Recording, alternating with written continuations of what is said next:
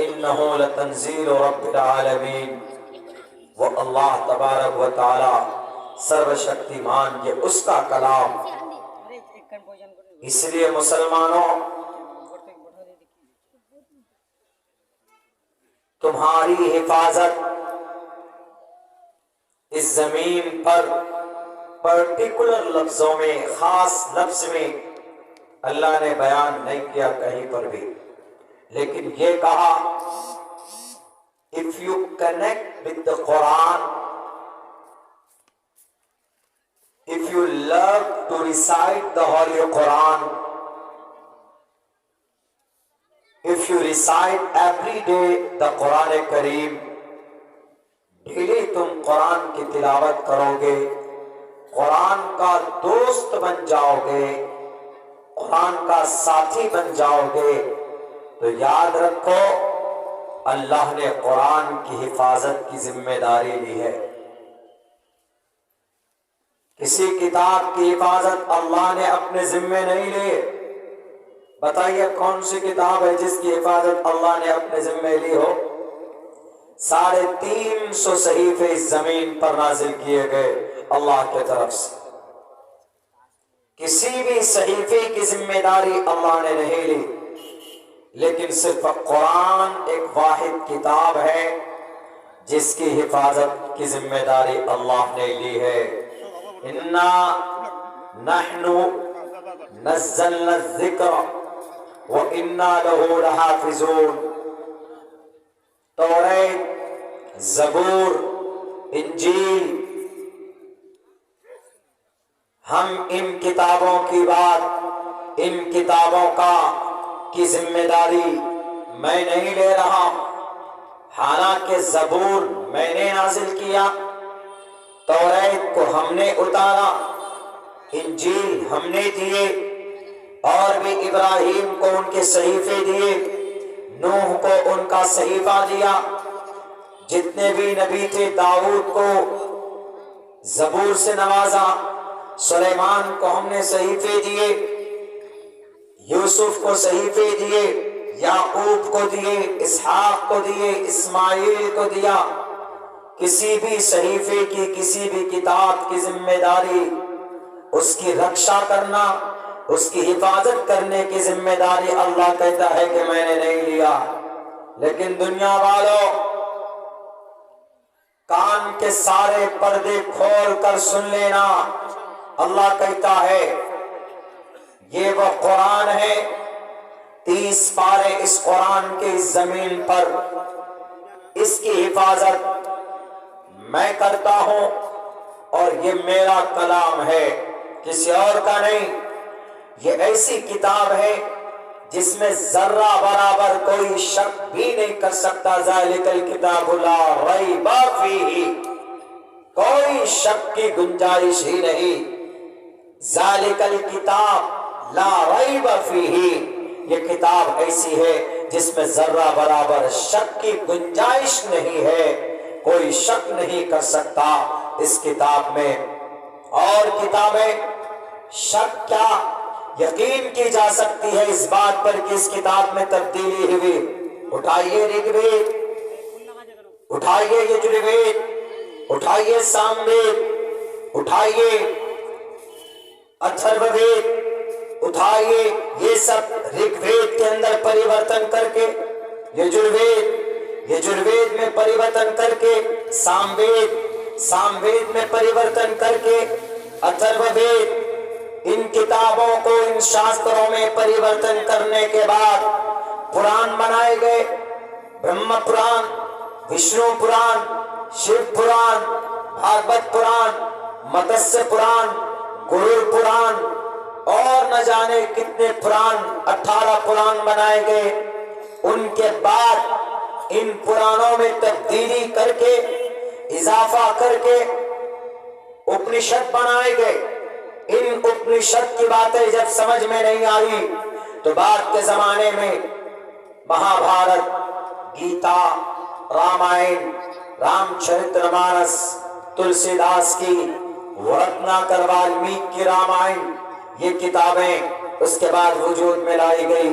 لیکن ہر کتاب کے اندر کوئی نہ کوئی فرق، کوئی نہ کوئی تبدیلی آپ کو ضرور ملے گی۔ اٹھاؤ دنیا والوں، اس قرآن میں ذرہ برابر ایک لفظ دور کی بات، ایک زبر یا ایک نقطے میں کوئی تبدیلی دکھا دو، زندگی بھر کے لیے قرآن کریم سے رشتہ توڑ دوں گا۔ نہیں دکھا سکتے۔ وَلَن تَفْعَلُوا، قیامت تک کوئی قرآن میں ذرہ برابر کوئی تبدیلی نہیں دکھا سکتا۔ کیوں نہیں دکھا سکتا؟ دنیا کی جتنی بھی کتابیں ہیں، اللہ نے کہا کہ I have sent down to the earth. I sent down to the earth and to teach the people what is wrong, what is right.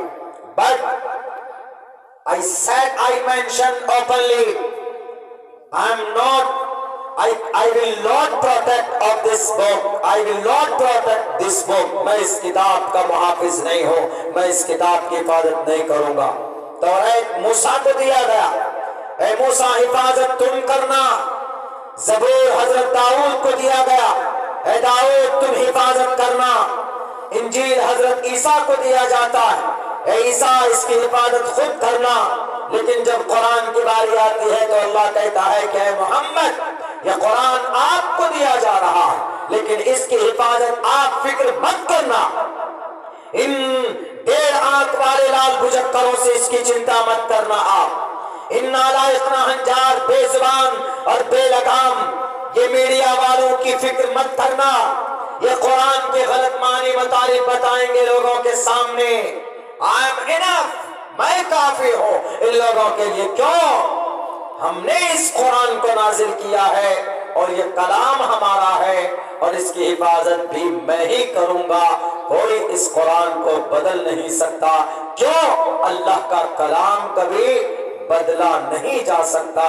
لا تبدیل لکلمات اللہ۔ اس لیے جو لوگ ناپاک ارادہ رکھتے ہیں اپنے ذہن میں قرآن کے معنی کو بدلنے میں، قرآن کے الفاظ کو بدلنے میں، اب سے پہلے باطل طاقتیں کوشش کی جا چکی ہے قرآن کو بدلنے کے لیے۔ کیا جب دیش آزاد ہو رہا، جب دیش میں انگریز تھا، کیا اس وقت انہوں نے 3 سے 5 لاکھ قرآن کریم کے نسخے نہیں چلائے تھے؟ دلی کے اندر مدرسوں میں ڈھونڈ کر، جیسے مکتب ہے، مکتب کے روم میں کمرے سے، الماری سے کتاب وہاں طاق سے نکال کر قرآن کے مسودوں کو آپ کے حوالے کرتے۔ کسی نے کہا کہ کیوں جلاتے ہو؟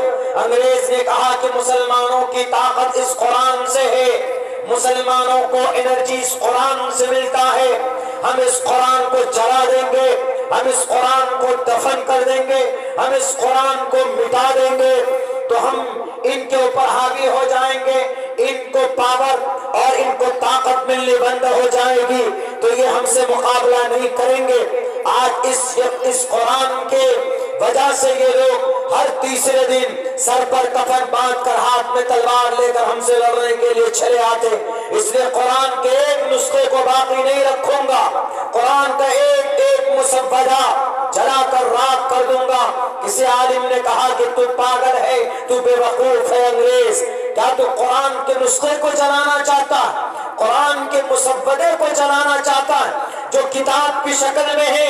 اور یہ کتاب کی شکل میں تجھے قرآن نظر آ رہا ہے، ان سینوں کا کیا کرو گے جن سینوں میں بچے ہمارے 3,22,000 قرآن کریم کو محفوظ کیے ہوئے؟ کہاں سے ڈھونڈو گے؟ آپریشن کر کر دیکھا گیا، سینے کے اندر کوئی قرآن نظر نہیں آتا۔ اس بچے کو کہا گیا کہ پڑھو تم قرآن کریم، اس کو وہ قرآن پڑھنا شروع کرتا ہے، وہ انگریز تعجب میں پڑ جاتا ہے کہ ابھی تو میں نے دیکھا کچھ تھا ہی نہیں، لیکن یہ پڑھ کہاں سے رہا ہے؟ بنا کسی چپ یا بنا کسی میموری کے کوئی چیز ریکارڈ نہیں کی جا سکتی، لیکن قرآن ایک ایسا کلام ہے بنا کسی واسطے کے، بنا کسی وسائل کے، بنا کسی مادی چیز کے اللہ تبارک و تعالی معصوم بچوں کے دل و دماغ میں اس قرآن کو بسا کر اس قرآن کی حفاظت کرواتا ہے۔ اسی لیے قرآن سے جو جڑے گا اللہ قرآن کے صدقے میں اس کی بھی حفاظت کرے گا۔ انگریز تعجب میں پڑ گیا، انہوں نے توبہ کیا کہ ہم قرآن کو نہیں مٹا سکتے. کیوں؟